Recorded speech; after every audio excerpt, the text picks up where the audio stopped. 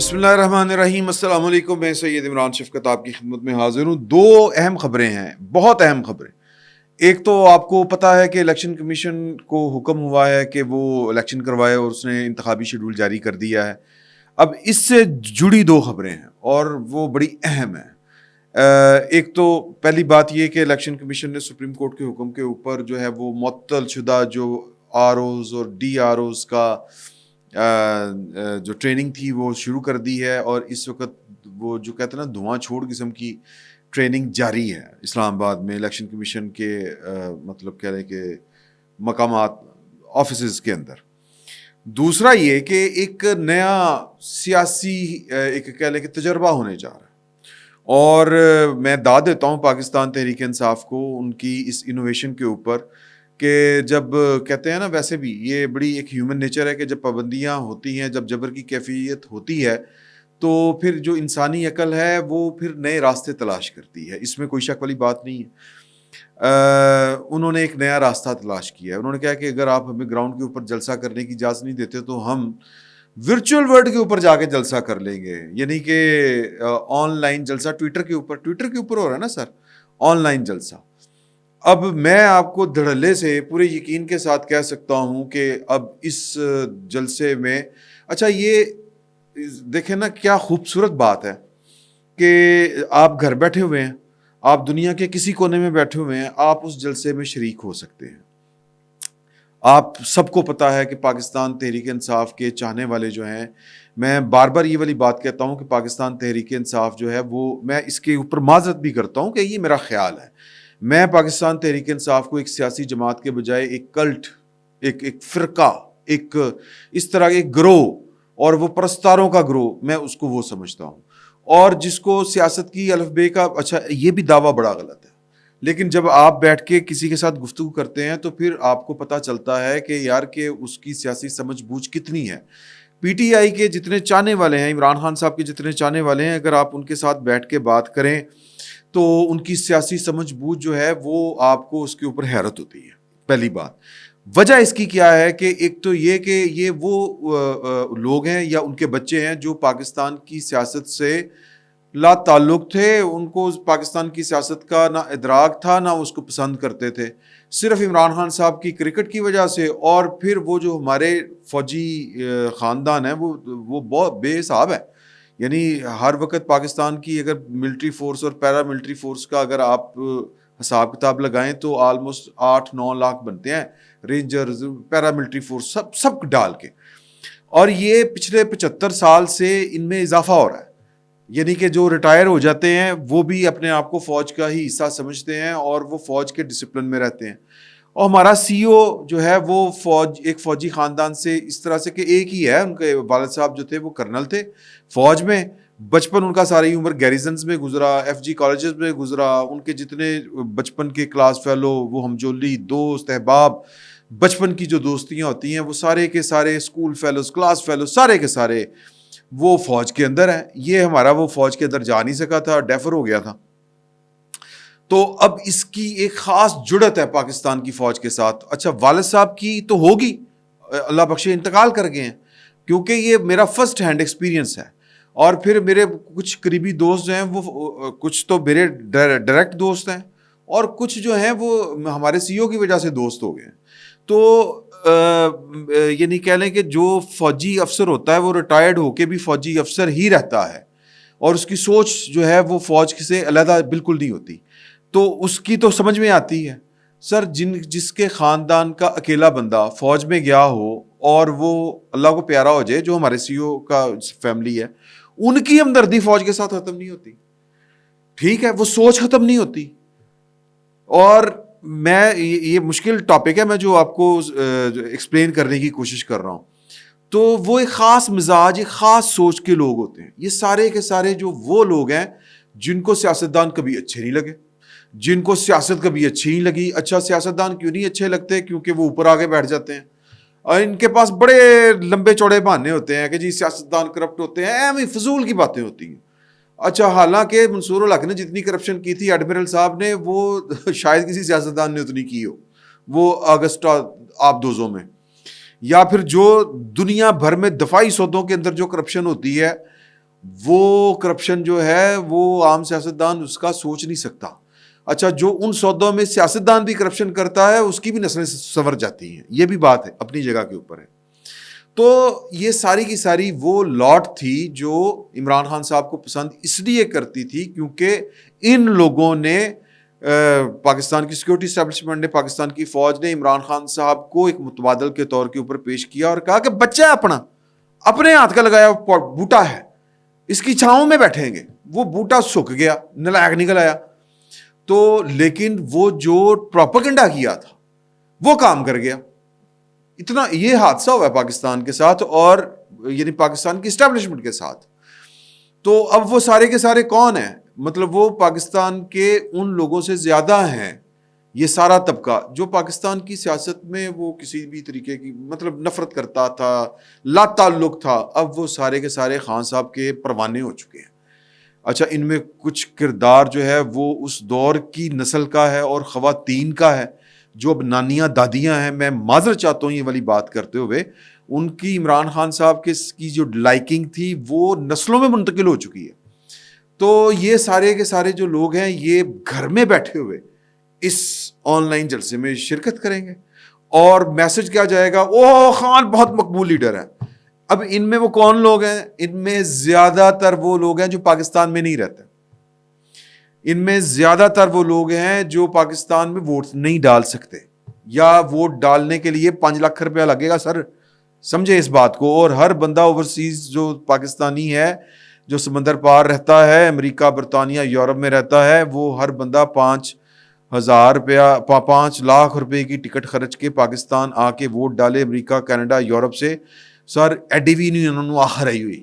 تو ان کے لیے سہولت کیا ہے کہ وہ گھر بیٹھے امریکہ, برطانیہ, یورپ بیٹھ کے, اسٹریٹجی بڑی شاندار.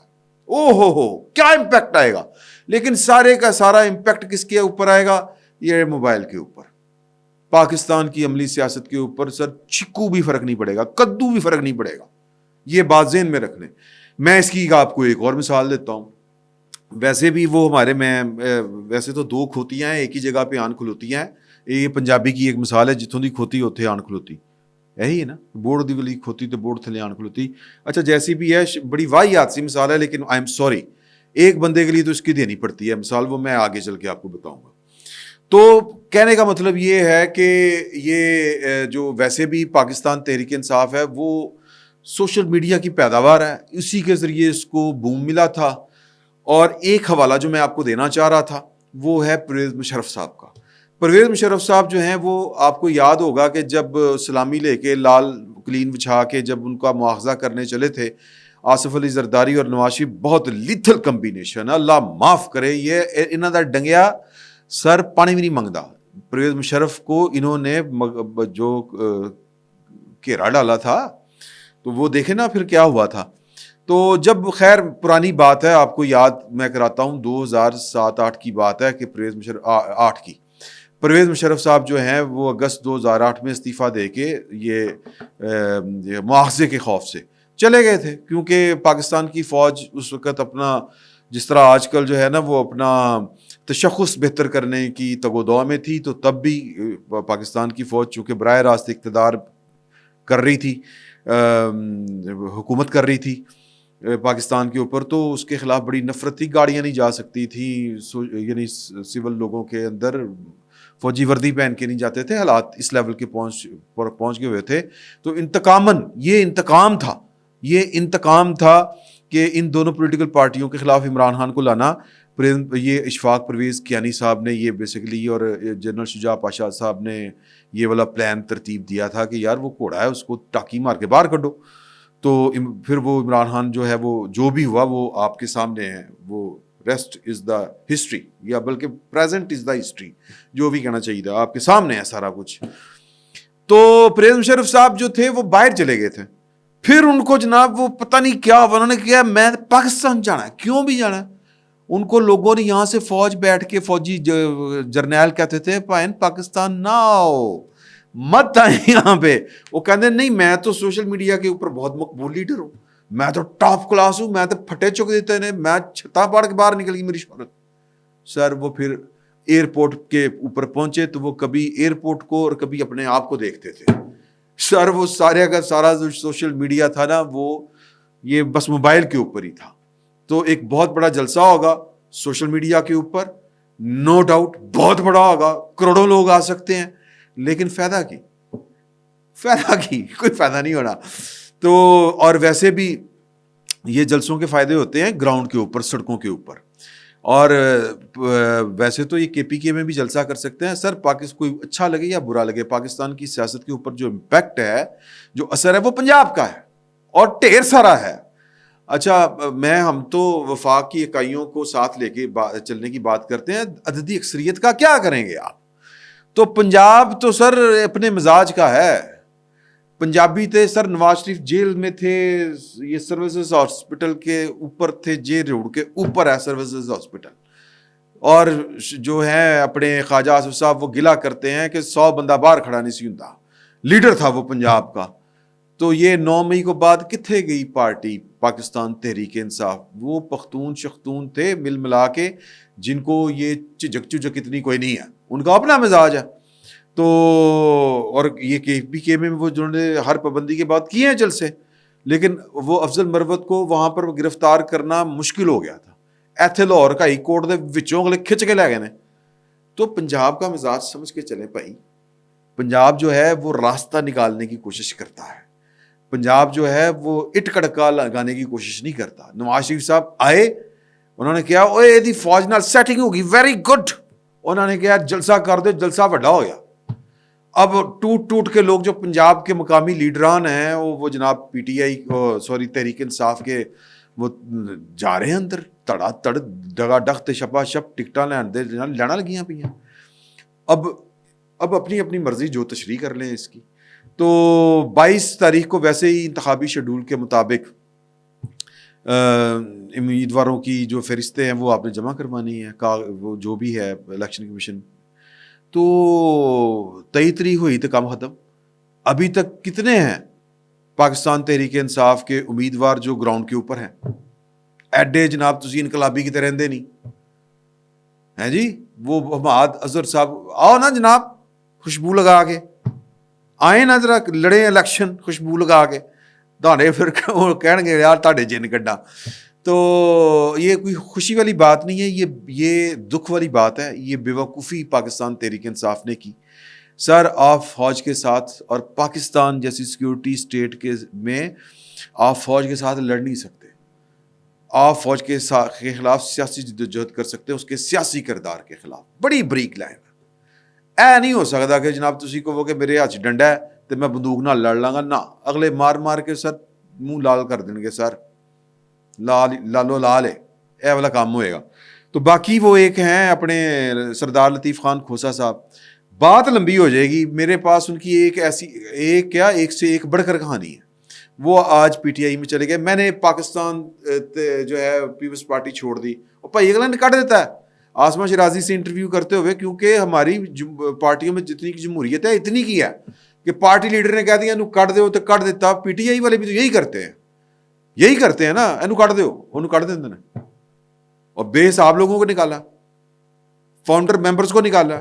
اکبر ایس بابر صاحب کے ساتھ کیا کیا ہے پاکستان تحریک انصاف نے؟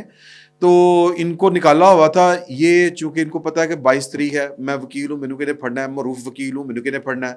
مجھے جس بات پہ میرا حادثہ نکل گیا تھا نا وہ یہ تھی کہ میں نے وکالت اور سیاست عبادت سمجھ کے کی ہے.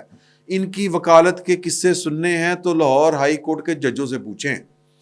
میں نے کورٹ رپورٹنگ کی ہے, انہوں نے ایف آئی آر کسی وکیل آفیسر آف دا کورٹ ہوتا ہے, اس کو کوئی بھی ڈاکومنٹ جمع کروانا اس کا منہ ملازہ ہوتا ہے, وہ اس کو تصدیق شدہ ڈاکومنٹس کی ضرورت نہیں ہوتی. Sir F I R Lahore high court میں اگر کسی نے ضمانت کروانی ہے نا کسی بندے کی, تو ایف آئی آر تھانے سے اٹیسٹڈ اس کو جمع کروانی پڑتی ہے. کیوں؟